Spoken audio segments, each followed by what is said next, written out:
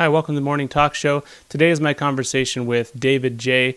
David J. is a pillar of the asexual community and also involved in an organization called the Center for Humane Technology.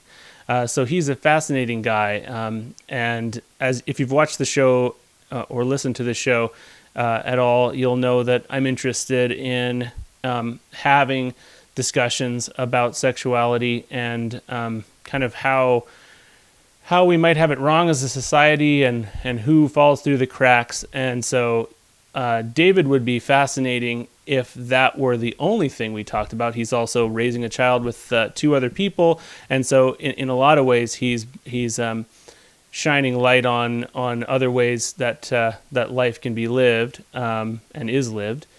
But then he's also part of this Center for Humane Technology, and they're the organization that made the movie The Social Dilemma, which is kind of a documentary that really got a lot of people thinking about their interactions with social media. So in this conversation, I think we did actually manage to weave together those two parts of his life and kind of paint a picture of what makes him tick. It was a really enjoyable conversation, and it became very clear that he is a person who does what he does out of love and care for people and really wanting people to feel the types of connections that will impact them and make them feel a part of society as a whole and just help people.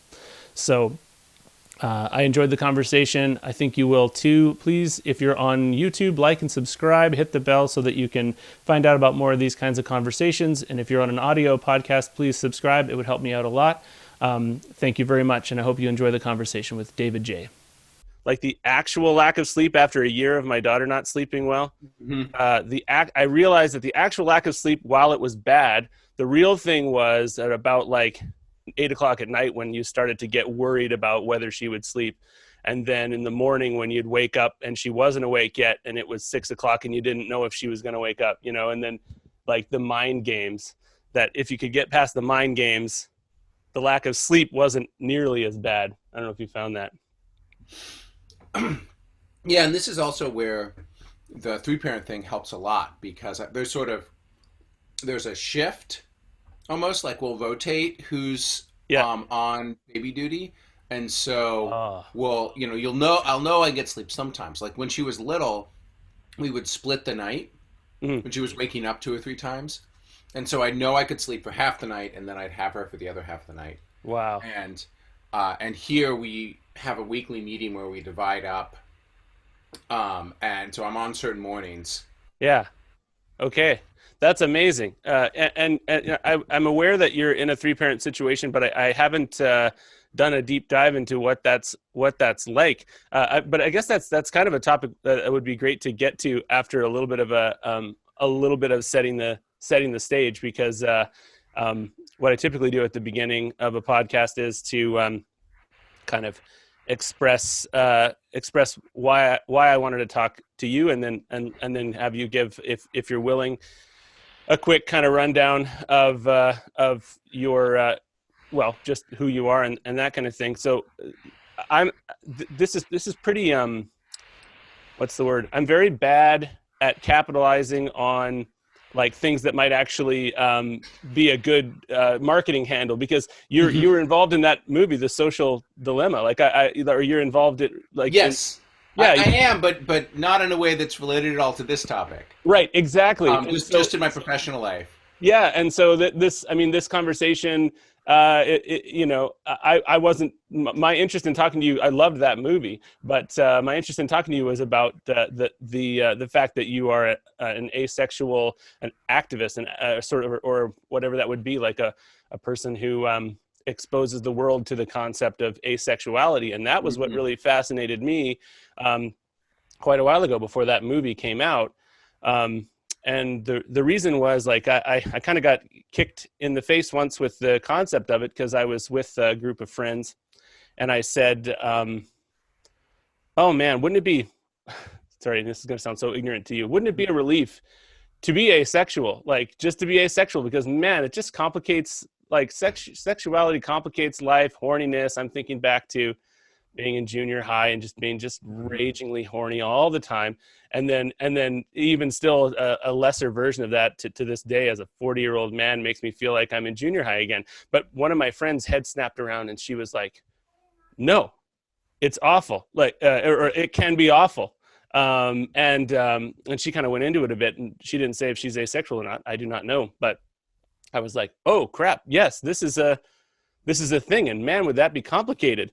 So I love that you're being open about it and discussing it and kind of normalizing it in the public space. So I guess with that, could you give a brief kind of bio of yourself, or describe your like describe your work in asexuality briefly? Sure. Um, so I started identifying as asexual when I was maybe 13 or 14.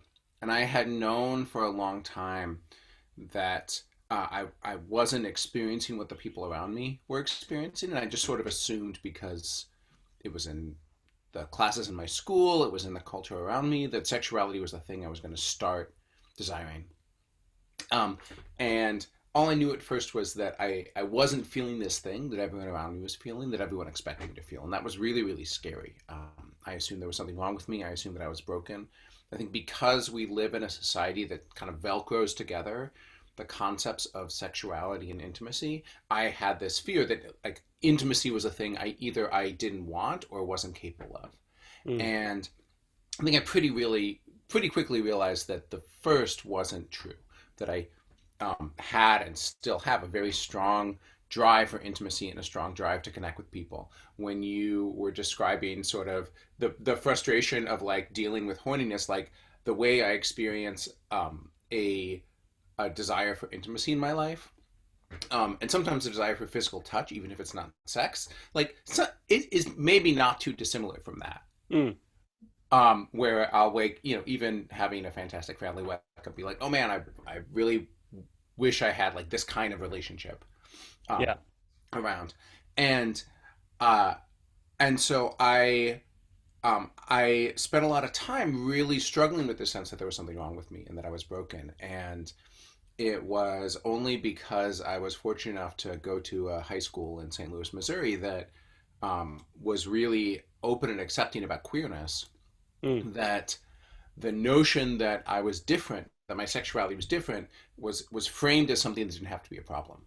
Mm. And I began to think of it as a sexual orientation, Mm. as something that's like being straight or gay or anything else. That's not necessarily a problem. It just means that I'm approaching the my journey of intimacy is different. My journey of relationships is Yeah. different, but it's not that it doesn't exist. Yeah. And so when I was 18, my first year of undergrad, I created a website for people like me who identify as asexual. Really, because I never talked to anyone else like me. I just wanted to find other people. And what I Wow. found was um, people at first in sort of a slow trickle, and then more and more people started showing up. That I'd gone through this entire journey of struggling with the idea that I was broken, and becoming and coming to accept myself, and kind of creating this word asexual out of thin air to describe my experience. Turns out thousands and thousands of other people have been going through a parallel experience in Wow. isolation. And I put my website up right as Google was coming into widespread usage, and so when you type the word asexual into Google, pretty soon my website was the top result. Okay. And that meant that the Asexual Visibility and Education Network, AVEN, or asexuality.org, became kind of the central gathering point for the community Mm. and the first point where people came together. And as they came together, there, I had a very narrow, definite, my own version of asexual experience. Mm. Um, and I started realizing that there were all of these other different ways to experience asexuality. Mm. I would now identify as asexual and aromantic, meaning I have a strong drive for intimacy and connection, but I don't really get crushes on people. I don't really have a desire to date people and form intense romantic bonds. Mm. Other asexual people really, really do. So there Mm. began to be this discussion of pan-romantic asexual people, homo-romantic asexual people, bi and heteromantic asexual people, and Oh. aromantic asexual people. Okay. There were some people who would show up and say, you know what, I identify with this community, but I still have some desire for sexuality. So Okay. they started describing themselves as gray, like in the gray area, Okay. Yeah. gray asexual. Some people showed up and said, I identify as asexual, but I found that sometimes only when I've been in a relationship for a really long time, I start desiring sexuality. So they just started describing Oh. themselves as demisexual, where they said, I can't go on a first date and know if I'm Okay. sexually attracted to someone. It doesn't work Yeah. that way for me. Yeah. But sometimes, not always, it's a thing that I want to incorporate when a relationship gets further on. Yeah. Wow. So there became this entire kind of diversity of experience Yeah. within the community. And we started using the word ace rather than asexual to describe all the people under that umbrella. Okay. Yeah. That's cool. That's punchy. I like it. So I think this is what one of the things that's really interesting about this is there's this there's a lot of thought about language and how language can be freeing and can be also constricting, right? And so you were in your like you identified as asexual and you kind of pulled that term just to describe yourself, just to have a bucket to be in kind of thing and to move from there. And then uh then there's this kind of whole rainbow within that. And so I'm just kind of interested in like, because I'm wondering if you've experienced any kind of like of people like taking these terms and almost like trying to make them into harder categories than they should be. You know what I mean? Like now that there's a new word and now that there's new language developing, is there dogmatism within that has to be kind of resisted, or is it kind of by the nature of the community like pretty open? So there is, I'd say it's both pretty open and there's continual tension around that point.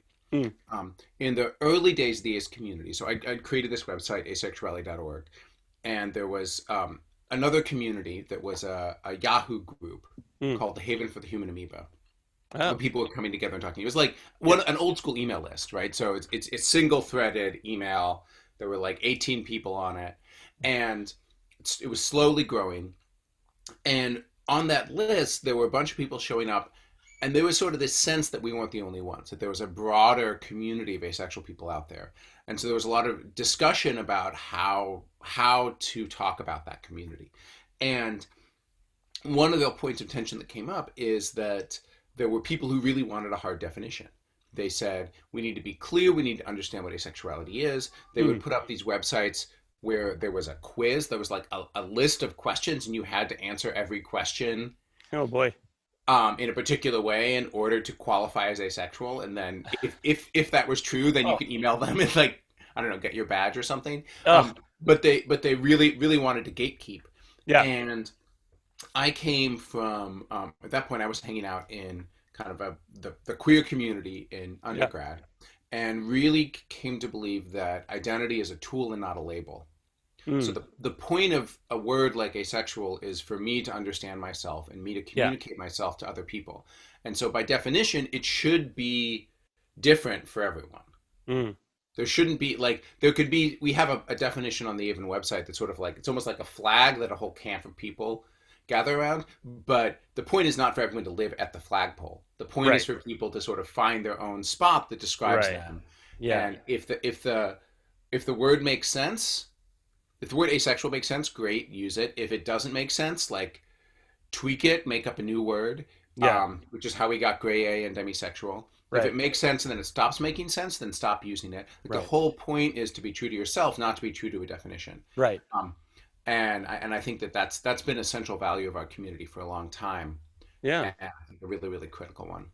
Yeah, I think that's great, and I think it also points to the idea. I mean, this is my personal feeling, but I feel like words, when they really describe someone, a word can, or like when they help someone to start describing themselves or just a concept that has been kind of crying out in their mind.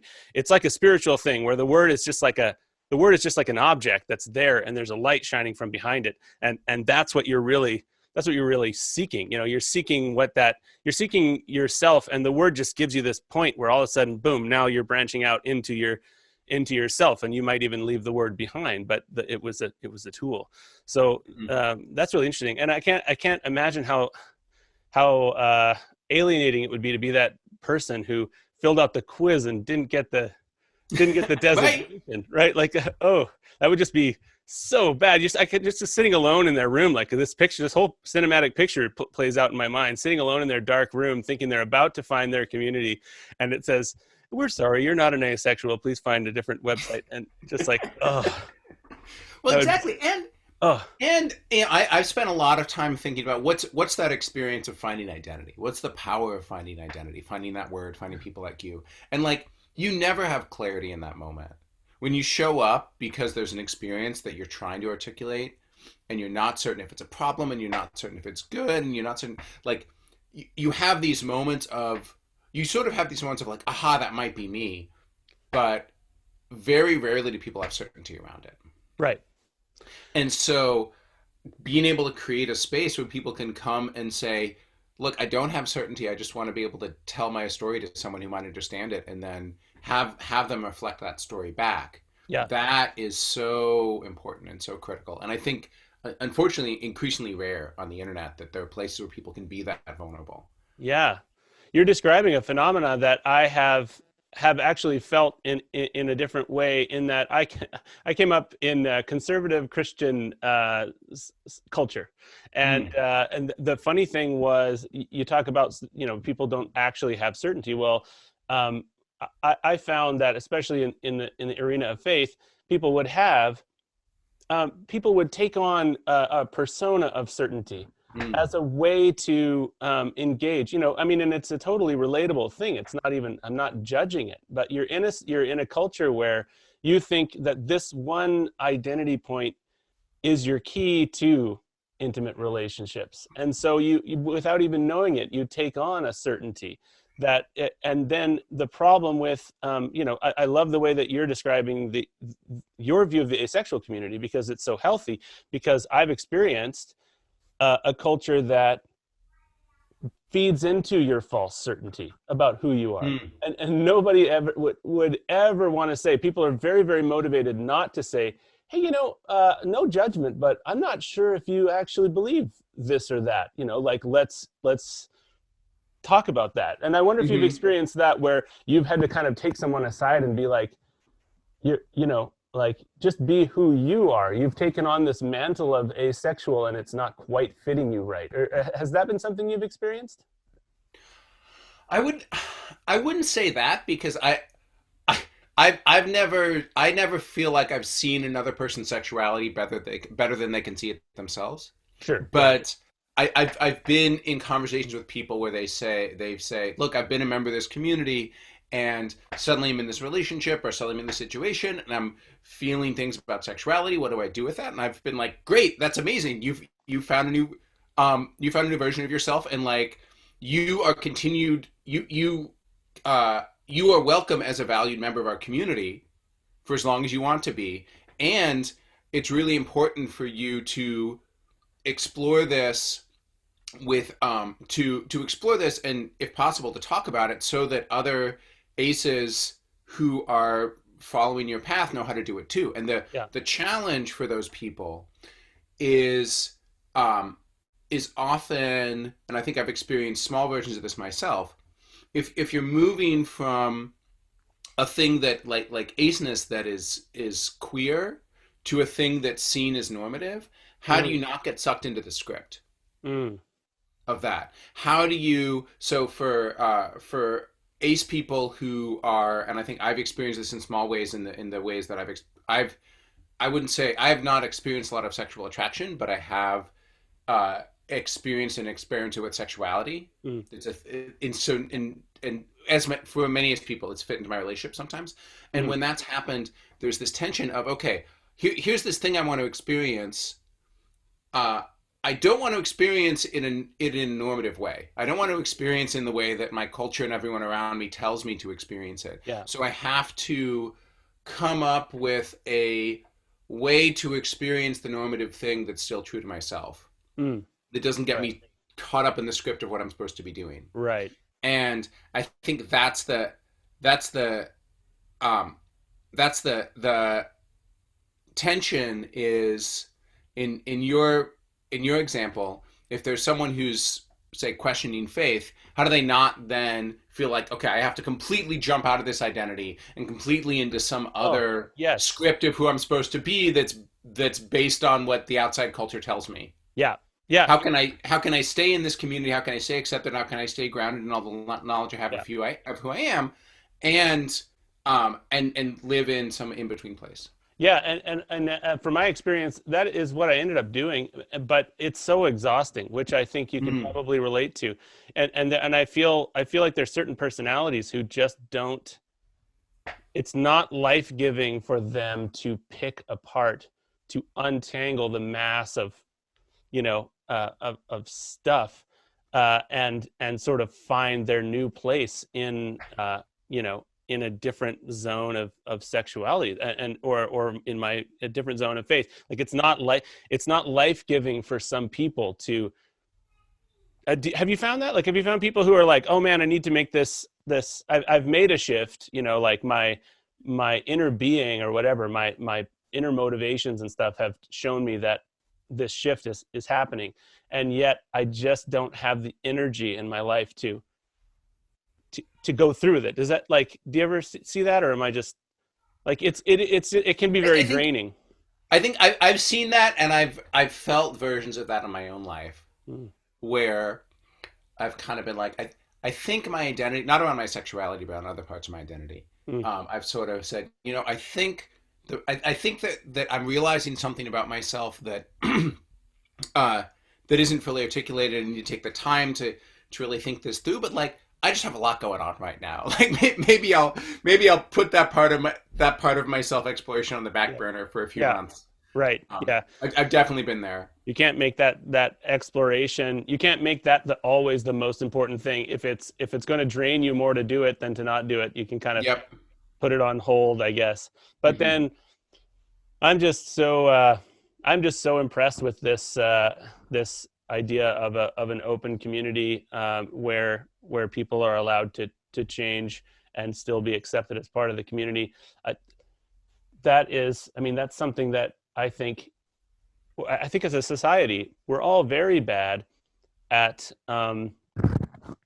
really truly feeling the uh, the beauty of alternate perspectives, and really kind of, truly being open to diversity. Like like it's really hard. Yeah, I just find that, like, I'm in the script. I've been in the kind of heteronormative romantic script for 40 years. And I mean, my way of kind of branching out is, I'm fortunate to have a podcast. And so I get to talk to Buck Angel, and I get to talk to you, and I get to sort of think about these things. But it takes, I mean, it takes a certain amount of frustration, I think, to want to change the script, and to realize that reality is so much more than we have called it, because people take comfort from their categories, and they, yeah, I don't know, I'm kind of ranting now, but this is just this whole asexuality thing, is one of those examples, like you've expressed, that you've had to think through a lot of these things in a very practical way. You've kind of had to get I almost think of it as like a soldier getting on their uniform and picking what tools they need, and and choosing where they're going to go, and all of that, which is why I think it's people like you, who not only are really thinking these things through, but are willing to put yourself out in the world and talk about a subject. I mean, probably now feels endless for you, that you've talked about this subject over and over. So, and it's such a kind service to humanity, what you're doing with that. Well, thank you. And if anything, I'm trying to do that less, because I think I've gotten up and I've told this story many, many times. Um, and if anything, my version of the story is over-indexed right Mm-hmm. now.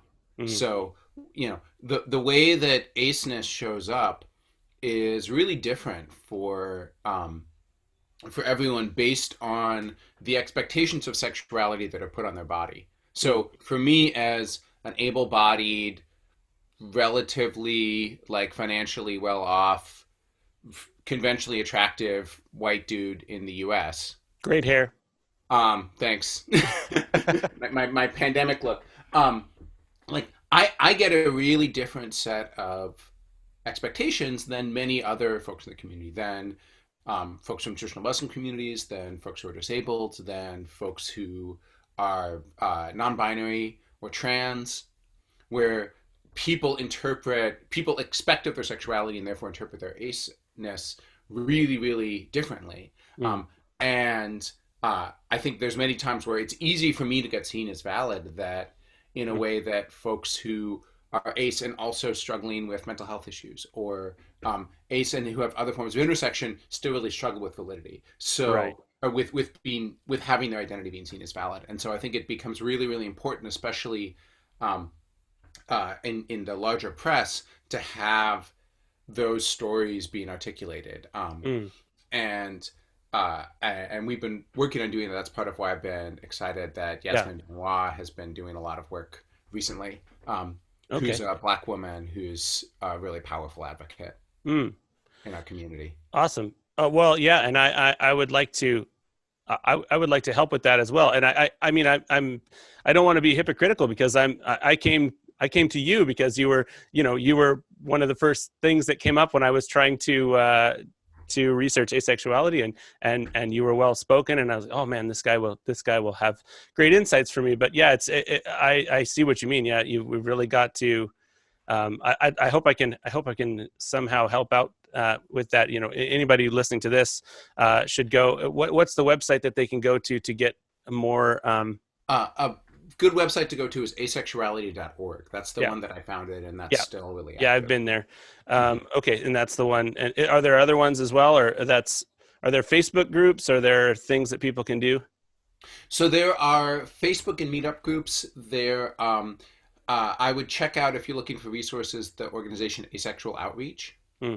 Um, uh, there are local groups in many major cities around the world. We have a really active group that's in India. If any Hmm. listeners are coming from there, that um, you can find on Facebook, uh, and I think a lot of there's at this point quite a large world. Hmm. There's a bunch of other really good podcasts that are ace focused. There are a bunch of good YouTube channels. So I think Awesome. rather than promoting particular ones, Right. I'll Yeah. just say that there's a lot of ace content out there for people Okay. who are looking for it. Yeah. Fair enough.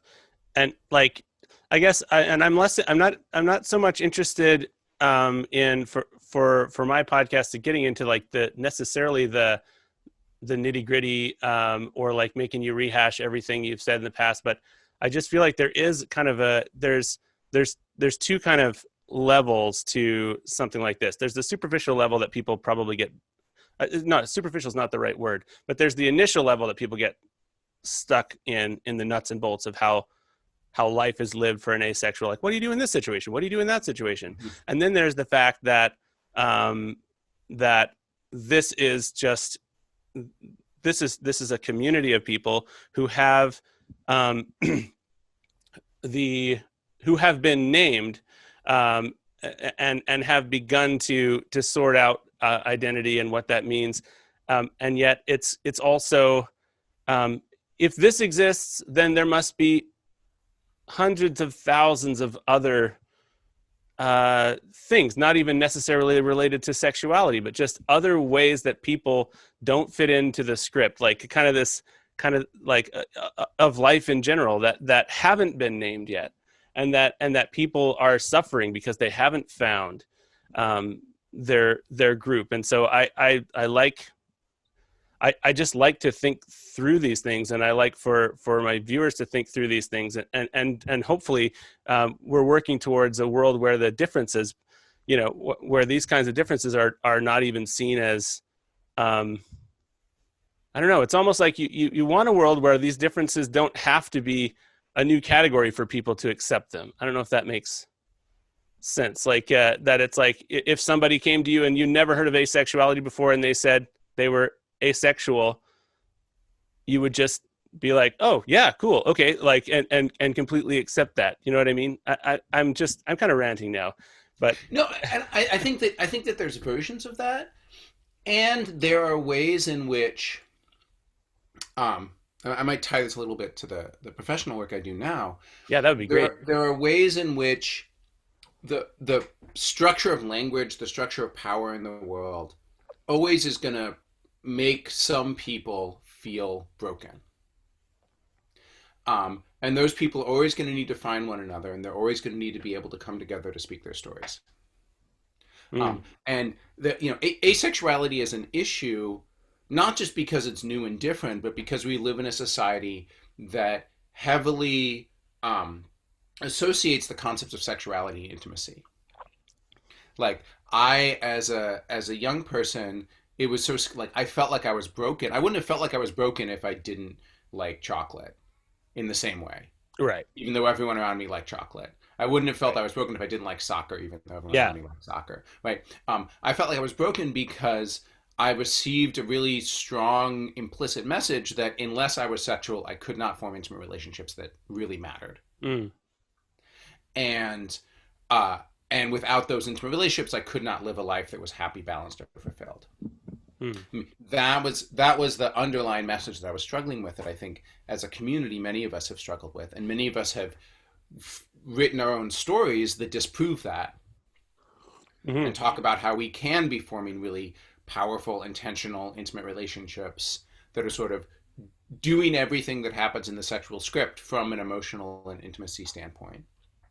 Uh, and I think our community identity needed to come together in a way to challenge that assumption. Yeah. And and that challenge is necessarily going to have some friction in it. Mm. Yeah.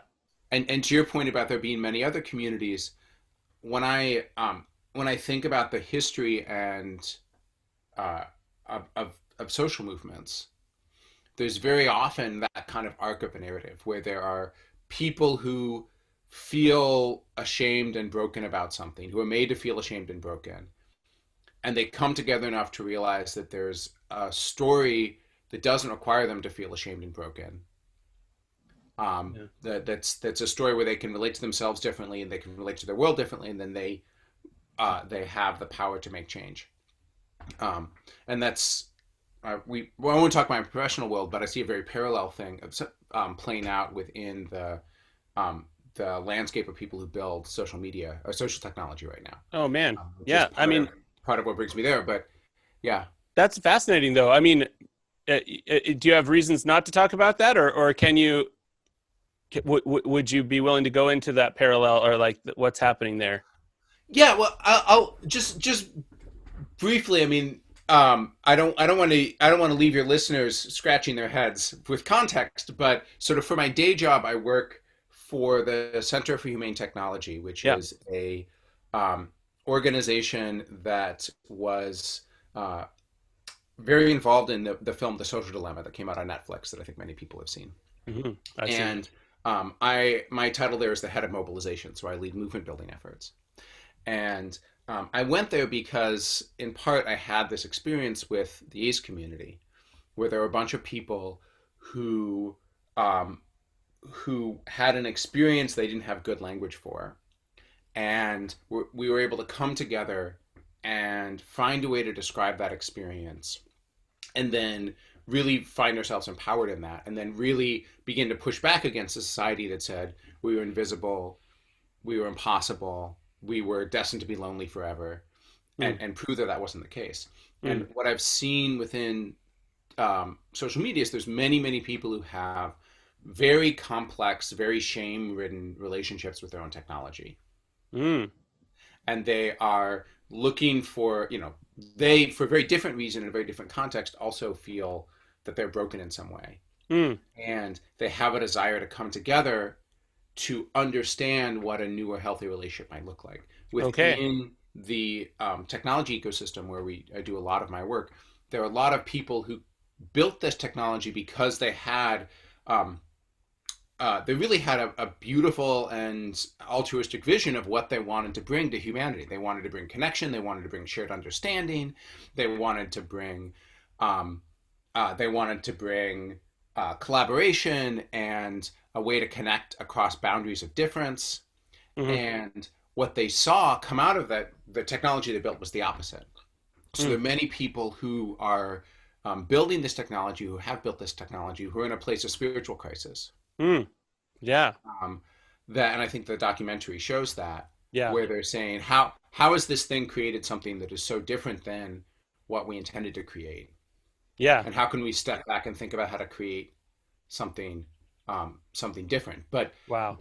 at the one of the things at the core of that, I think, both for the technologists and for everyone else, are questions of identity.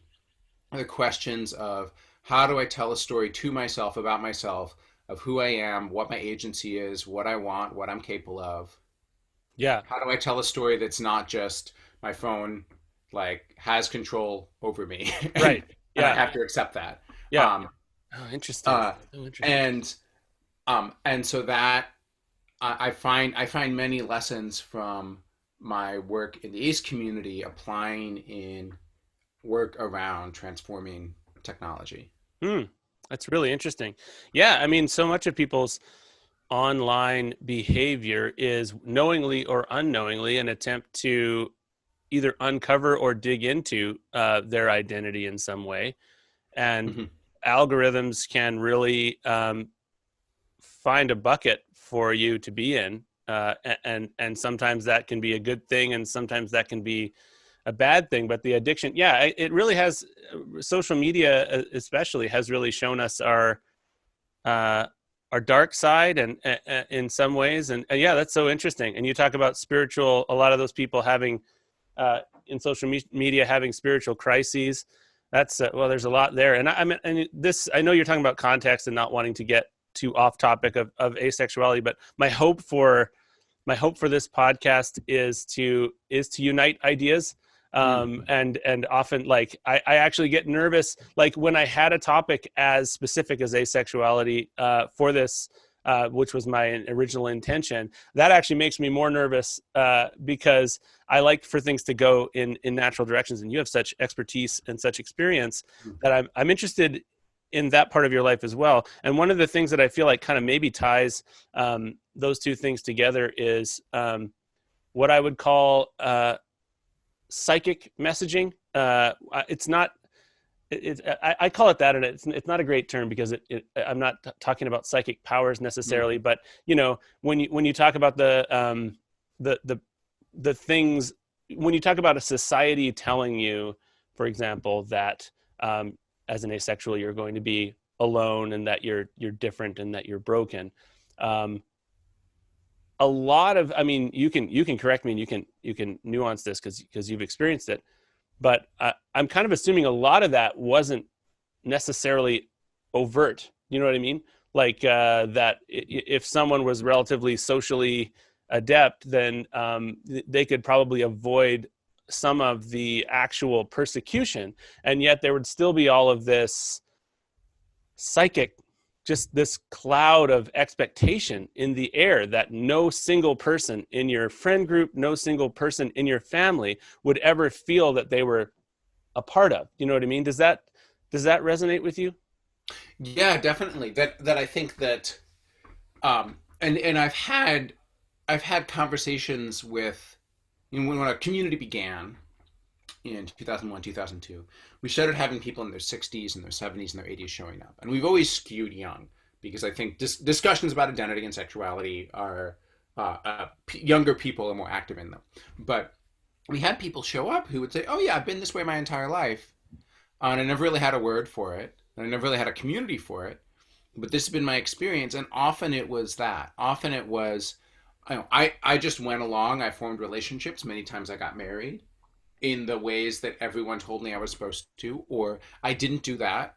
I stayed single for my entire life, but because I didn't see any option for me to form intimacy that wasn't being single. Like, I Mm, would now say, I have a family with two aromantic partners.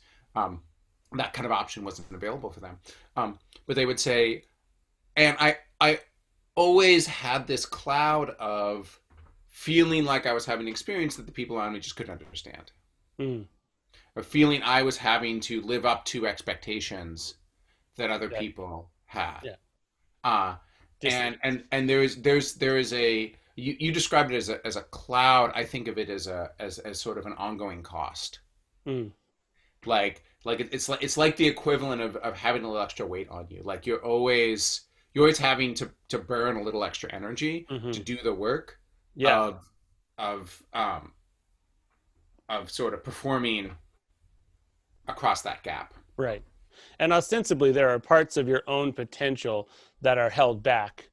Uh, I would think. Maybe I don't know if it's yeah, I don't know if it's true of asexuals, but the biggest cognitive dissonance in my life has come from that faith situation I mentioned earlier, Mm, where there was such a great expectation and such a distinct community around me, and when there was a particular day that I had a kind of a breaking point and began to explore uh, like fairly voraciously everything that I had, every concept that had been barred to mm, me, and I just found that I not immediately, but that potentials in myself began to arise when I began to go down that path.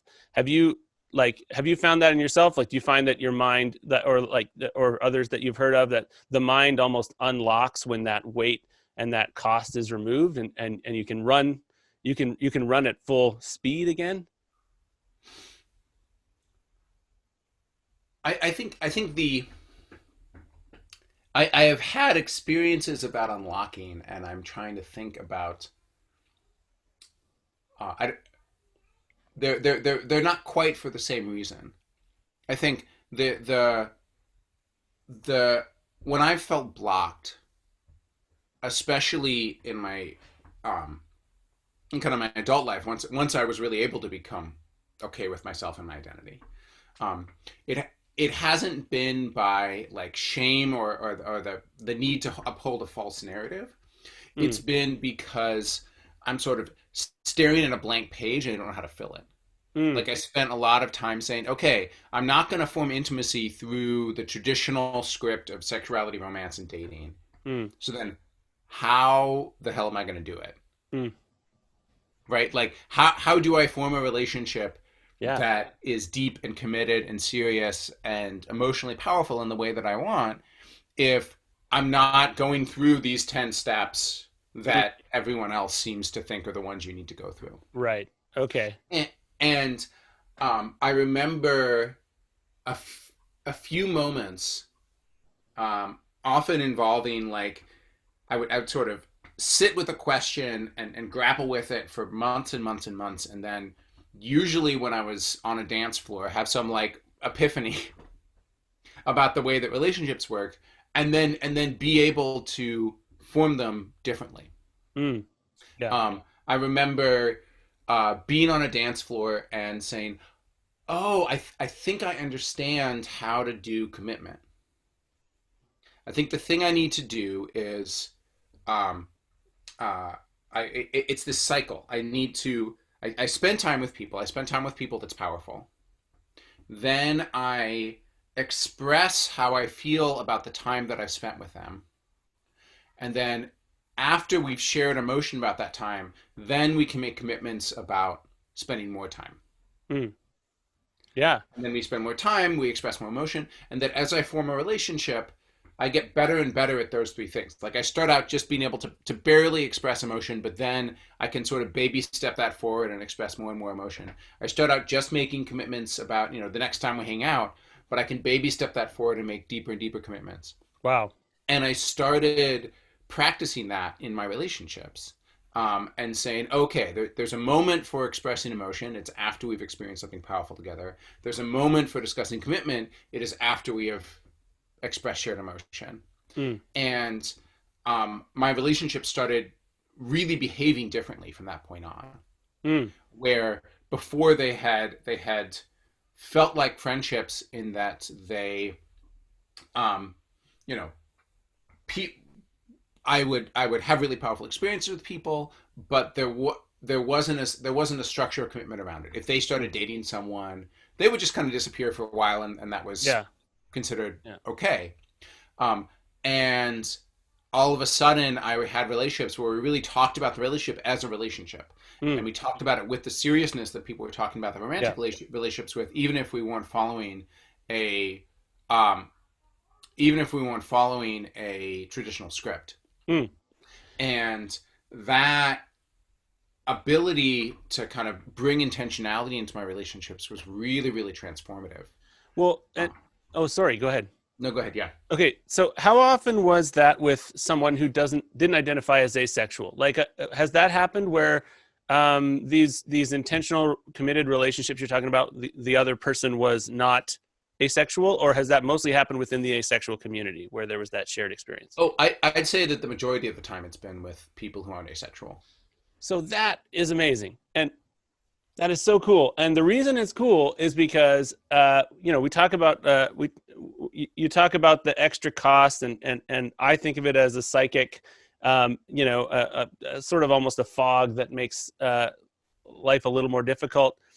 But then when you kind of started to have revelations about yourself and your identity, you started to make a psychic force going in the opposite direction. Do you know what I mean? Like you've projected something out into the um, the world, including to people who are not asexual, that they never would have experienced probably otherwise. That like because as a I have struggled with the intentionality of those relationships. You know, I get married, and I've got some very close friends that are still single, and my success in those relationships has been basically varied. You know what I mean? It's not like something that is.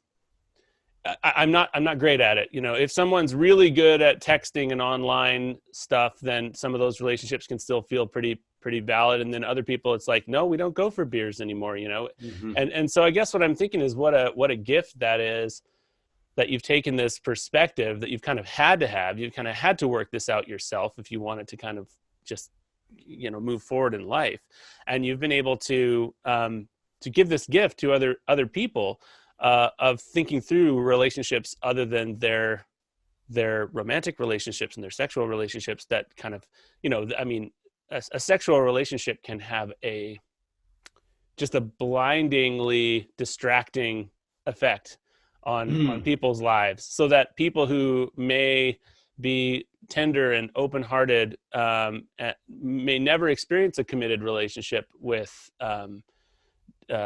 another person that's asexual. I don't know. So this isn't really a question. It's just more of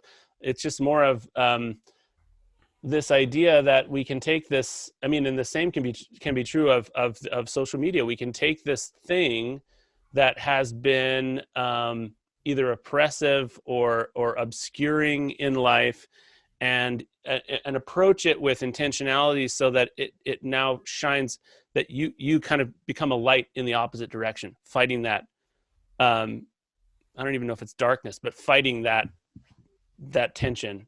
Does that make sense? Yeah, and, and I want to call out a way that I've seen that tension show up, um, which is, I've seen this play out in some of my relationships with sexual people, allosexual people, is that there is something that I think is subtle but is really deeply constraining about the environment of sexuality we live in, which is I think many people have internalized a narrative that if you are not in a romantic sexual relationships, you are destined to be alone, Mm. because there isn't a good script, there isn't a good tool set out there for building intentionality into relationships that aren't sexual. Mm. And so there's the sense that, like, yeah, you can have friends and that'll be nice, but like you'll never really be anything like emotionally fulfilled. Yeah. And there is a kind of like I think a really deep mortal fear that some people have deep down, that like unless you can play out this script of sexuality, like you are destined to be really, really deeply unhappy and you're sort of a failure as a person. Mm. And um and so I think that there is something when you say that uh um when you say that uh sorry, I just um, No problem. when you say that people are kind of holding this psychological baggage, what I've seen is that when you say that people that sexual relationships can be really powerful and really overwhelming, I think a part of that is that we imbue them with this sort of unique ability to form emotionally powerful relationships. Mm.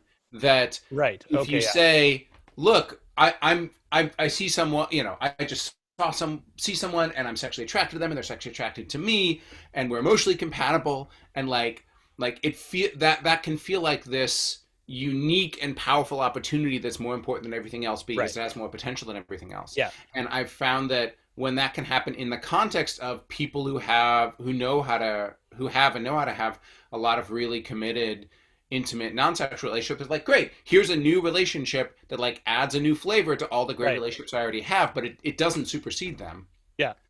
because In it's not fundamentally doing a different thing.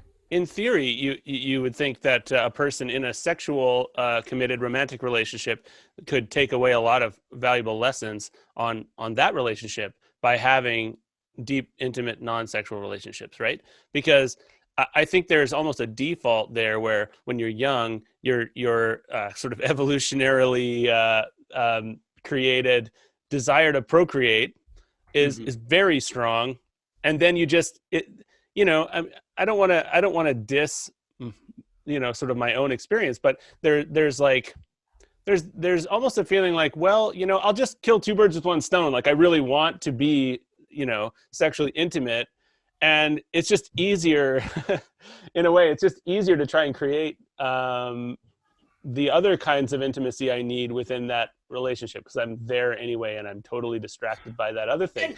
And They are two things. Anyway, keep and going. there's nothing wrong with doing that, but I No, think that it's very rare that one relationship can be everything. right. Like there, I think everyone needs to know how to form other relationships that complement Yeah. their primary relationship or relationships, Yeah.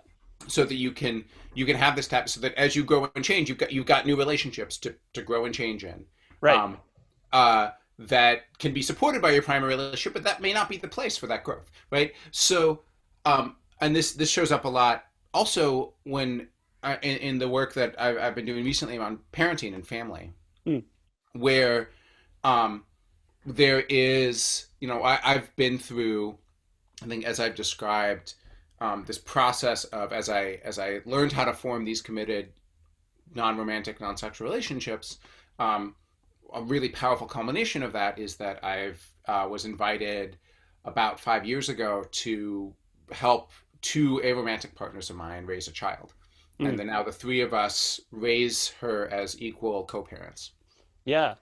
And um, and there's lots to say about that experience, but Yeah. it's also led me to help a lot of other families that are trying to figure out how to integrate some form of intentional co-parenting Hmm. into what they're doing. And there's really this huge chasm in our society between the person who's your romantic and sexual partner, who is the only person you parent with, and everyone else who like Yeah. maybe says that they want to help out and like maybe brings you food when the baby's born.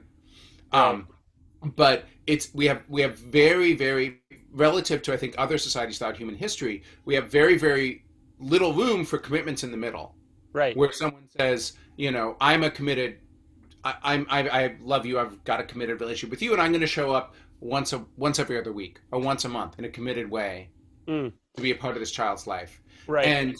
And I think that our ability to form those sorts of relationships that are not full parenting, like not fully committed co-parenting in the way I'm doing necessarily, Right. but that are intentionally showing up in a child's life in a way that's really Right. taken seriously. Yeah. That's a thing that I really want to help people build the capacity to do. Oh man, that's amazing too. And I know there are people in my life, who really value our family and our children, and I mean, that's a fascinating thing. I also wonder if there's not a certain amount of like when everything's based around sort of a sexual relationship, a core sexual relationship, and then also the sort of traditional concept of family. I wonder how much of an unhealthy sense of ownership is involved in all of that as well, right? Because the immediate thing that comes up in my mind when I hear that you were asked to about raising a child with another couple, an asexual or a romantic couple. I can't remember how you said it. Well, they are a romantic and sexual married couple. I am in an aromantic relationship with them. Oh, okay. Fair enough. Sorry, I misunderstood that. That my immediate thing is, oh, but you wouldn't have any. This is terrible, but you wouldn't have any ownership over the child. You know what I mean? Like, there's almost this biologically predicated sense of ownership that I think is just a default. Honestly, I can immediately see it as having unhealthy expressions. You know what I mean? Like, so sometimes you might have a grandma who is partially raising the child, and that's just assumed, and there is almost a sense of like, well, the child is partially hers anyway because of this kind of biological ownership. Does that make sense? Like, is there an unhealthy ownership that you have to kind of work against when you're consulting with people on these non-traditional family units? There is when people think there is. Right. I don't think that the parenting is about showing up, and kids form relationships with the people who show up, not the people who have their DNA. Right.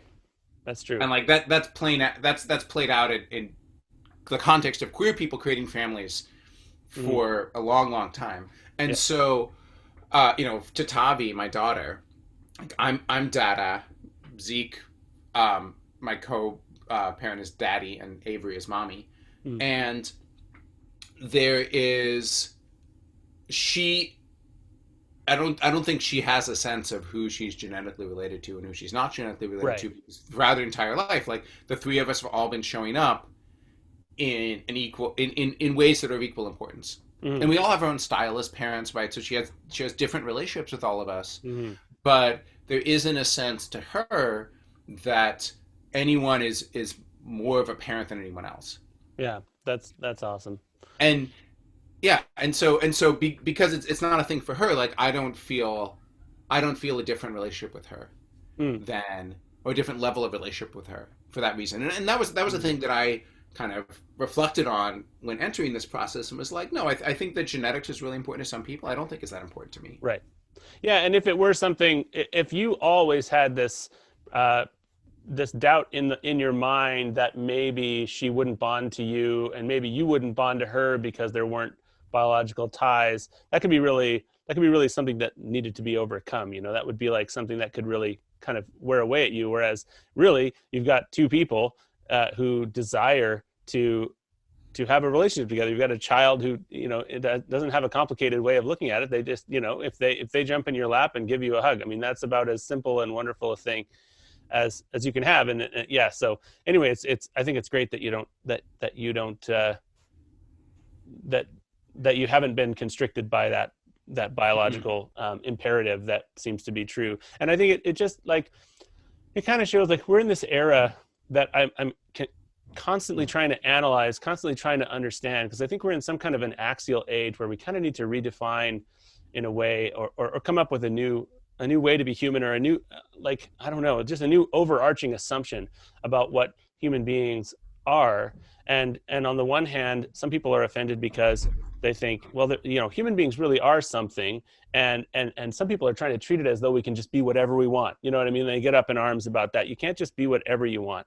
But at the same time, things like your story, your life, and your example really show that just a shift, just a sidestep of perspective, can actually reveal what we are better than we knew before. You know what I mean? It's just moving deeper into what we are, because if you're creating relationships with, like, sort of parenting relationships with another couple, and you're creating intentional, committed relationships with non-romantic partners, and you're assisting with other people to kind of sort out these same kinds of things and kind of come up with arrangements that work. You're not, I don't get the sense that you're redefining what a human being is. I get the feeling that you're actually like pulling the blinders away, that you're clearing some of the fog, and you're allowing people to see, to kind of see more who they actually are. And even it sounds like quite a few of the people that you work with aren't even, like, you're not trying to convince people they're asexual. You're actually changing the lives of sort of more conventionally sexual people a lot of times. So yeah, I mean, I just find that really, really interesting. And I guess, Yeah. Sorry, go ahead. And I think that the value that I've taken from my work in the Ace community is that it is really important to be able to empower people, to give them the tools to understand their own experience. And that can question our assumptions about what people are, what human experience is. Yeah. And that's a good thing, to have those assumptions questioned. And that's different than a kind of academic exercise of being like people describing people describing their own lived experience in ways that challenge our assumptions is different than people being whoever they want. Right. That's Yes. it's an expression, not a desire. Right. Yes. And I think that's the thing to understand. Yeah. That is a wonderful thing to understand. And so I guess, earlier we were talking about the social media and stuff, and some of the tie-ins between like your experience with one and your experience with the other, and you're the chief of mobilization, you're the head of mobilization, because you have this experience with kind of mobilizing this other group. It kind of gave you some of the cognitive tools. And I wonder, in what ways, like, maybe has the internet actually given some form to, like, it's almost given a life to both the light and the dark, in terms of like the narratives, somehow the narratives that maybe would keep someone from finding their identity are kind of swarming around like locusts on the internet. And then also the narratives that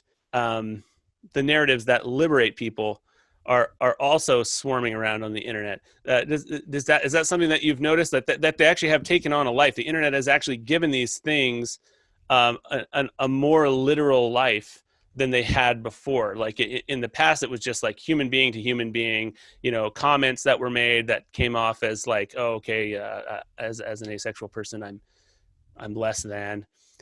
Whereas now there's actually algorithms aiding that and almost making it into a superpower. Is that something that resonates with you? Is it too vague? Let me try to tell two stories. The first story is to illustrate that point, because I think that the internet is a constantly shifting place. It's shaped by particular business models, by particular imperatives, that I think are extremely harmful, and that I see, and hopefully temporary. But like, let's compare the experience of someone coming to, not necessarily coming to ace identity, because I think the people who are exploring ace identity now are, they have this world of content out there they can find of people like them, and it's really validated and it's great, right? I didn't have any of that growing up, but like, let's imagine my experience, or the experience of someone early on in Avon in 2002 versus now. Let's imagine there's a community of people and they have some identity, they're struggling to explore, they've independently come up with a way to describe this identity, but they're all alone and they're all sort of reaching out, right? What happened in 2002 is they type it into Google, they wind up in this tiny little form that's contained, where the fact that, the other people in your life can't see it, there's not a huge surveillance apparatus tracking everywhere you go on the internet and correlating it. You just show up there, your friends and family, aren't immediately aware, and the fact that you showed up means that you were deserving of attention. If you show up and tell your story, someone will hear that story who understands it, and they'll respond to you. Mm. Yeah. And kind of everyone gets, if you say more, you get, but like everyone gets pretty similar levels of attention and validation in that community. Mm-hmm. Compare that to what happens in something like if you're posting on YouTube, or you're in any feed that is endlessly scrolling feed that's optimized for engagement. Yeah. Now you show up and you sort of, in your feed, there's a bunch of things that are scrolling by you. Mm. And if you see something that maybe pings you, that lets you understand your identity a little bit more, the interface isn't set up for you to stop and think deeply about that thing. It's set up for you to give it a like, give it a share, and keep scrolling. Yeah. Yeah. So you're just constantly getting pinged with stuff that makes you feel a little bit something, but there's never really a room to go deep into your reflection. Yeah. If your anger can be as much a part of that as anything else, like something that makes you angry, it will take note of that as well. Anyway, keep going. Exactly.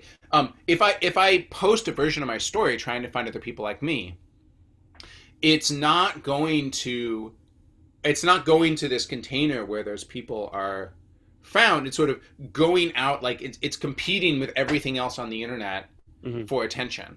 Yeah.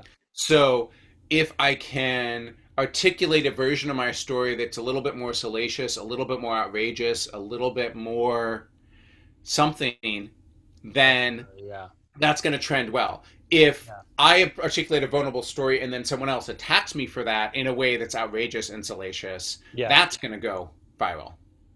So the environment in which I'm asked to be vulnerable is one that it rewards sort of confidence and outrageous, and it punishes vulnerability and authenticity. Yeah. Interesting. And so it's really, really hard to describe that kind of new identity. Yeah. Wow. It in some ways the internet's a much worse place now than it used to be. Yeah. And so that, I think that's something that's deeply concerning to me. Yeah. And you almost wonder if you could get the proper ethical and, sort of human centric, social media, you almost wonder if people would find it either scary or boring. You know what I mean? Because being vulnerable, that's something I've started to do very intentionally, because I've wanted to redeem my social media presence. The first Trump election, I started to, I was like, okay, I'm probably going to get off Facebook because this is fucked. But then I was like, okay, no, I started to kind of post whenever I would kind of get this feeling that something was maybe redemptive or encouraging, I would post it. And now there's this sort of group of people who see my post because they've engaged in it, but it's taken a really long time. But the point is that vulnerability on the internet is scary, and it does take a certain amount of nuance because you've got to phrase things just so. I'm just... I yearn for an internet that can be this redemptive force in the world, that where someone could really kind of move into something, if they do find something affirming like that, where they're like, oh my goodness, yeah, that describes me, that there would be an outlet for deeper engagement in that, and even some choice as to how this shows up in the future, and maybe I don't know how to describe exactly what I'm saying, but do you have a sense of how of some changes, some broad changes that could kind of redeem the internet? I can share an area that I experiment with a lot, where I think there's something really interesting, which is moving. If we take things like Twitter and the Facebook news feed and TikTok, like places where you're just sort of bombarded with engaging, exciting things, and we say, okay, this is a great place to discover things. It's not a great place to connect with other people or really be present or really wrap our heads around any particular idea. The deep dive. Yeah, like the point of discovering something should be to dive deeply into it, not to just keep discovering new things. Mm-hmm. And so if we say, okay, after we've discovered things, we need a place where people can show up and be fully present. Mm-hmm. We need a way to have conversations where the fact that you've shown up is enough to let you be heard. Yeah. And I see, and I look a lot at how Facebook groups work. I talk to folks on the Facebook groups team. I look at what's going on with public Slack channels, which is one of the places where communities like this are trying to come together. I think the infrastructure we have for hosting these sorts of conversations is still really constrained, and there's some really interesting new innovation happening there. But I think that there's this missing piece of, okay, I found something, that thing excites me for whatever reason. It speaks to my identity. It speaks to my hope. It speaks to something deeper about me. How do I show up and make a friend? Yeah. About that thing. Right. And I think that's not a question the internet has answered well, but I think if the internet could answer that, yeah, then it could be truly transformative. Yeah. How do you overcome the artificiality of the sort of the anonymity? Because message boards can be really toxic places, and they should be great, and probably for some people they work really well. But whenever I've needed to go to message boards like related to my interests, I think the type of interaction you get is so much different than if you were face to face with that same person. Like they're that level of removal that the internet creates.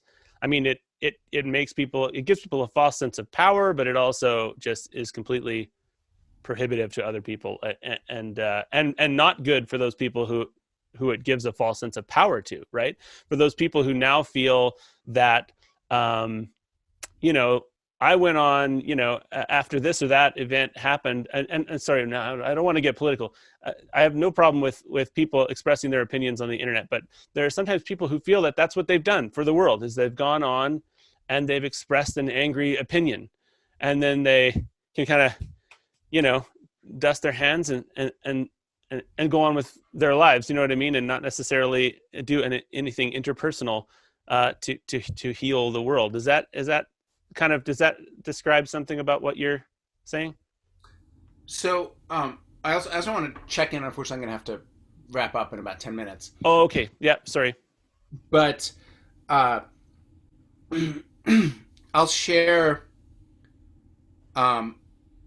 one of the I don't want to get too technical here.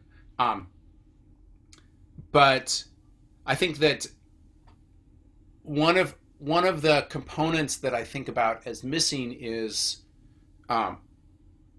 good verification. So in my work, I deal a lot with efforts to combat COVID vaccine misinformation. COVID vaccine misinformation is there's very, very sophisticated, very well-financed actors who are out to combat necessary public health efforts. And one of the things that I think about is that there isn't a good way for someone, if someone is a public health official or a doctor, other than like a blue check mark on Twitter, which is tricky, there isn't a good way for them to prove that they have that credential when they're speaking online. There isn't a good way for me to take all of Twitter, all of wherever, and say, okay, I'm just going to look at the slice that is people who are verified medical professionals and see what they're saying about this. Right. Yeah. Interesting. Yeah. And there isn't a good way, if I'm a medical professional, to see a conversation and say, great, I want to be in a conversation about this, but I want to access the version of the conversation that's just other medical professionals right now. Interesting. And there's pros and cons to having that kind of a verification layer, but I think of the ability to it's not necessarily de-anonymity, because I could be talking to an anonymous other medical professional, right? But the ability to know that I share some experience with the people I'm walking into a room with, yeah, is something the internet is missing. Yeah, and then their critiques, if they had an argument with you, you could theoretically, it could be something that could really strengthen you, right? Like you could say, all right, okay, I hear that. And I know that that comes from some kind of expertise. No, that's really cool. Okay. Well, I don't want to make you max out your time or stress you out or anything. This has been really interesting. And I really appreciate you speaking to me. I do think that the way, the two parts of your public life interact is really fascinating. And I just want to applaud, basically, the work you're doing in the world and the revelations that you are bringing about in people and the things that just the light that you're shining into the world. And do you have anything else you'd like to say to kind of wrap up, or have you kind of said what you want to say? I think I've said that I want to say. It's really great to get to talk to you. I uh, I think that just when you name that intersection, one of the really defining experiences of my life has been around this quest for intimacy.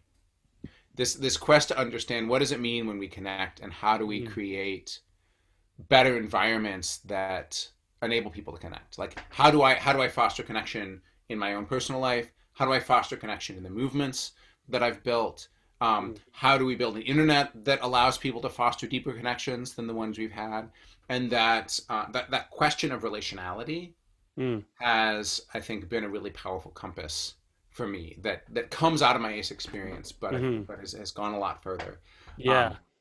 And I think I don't know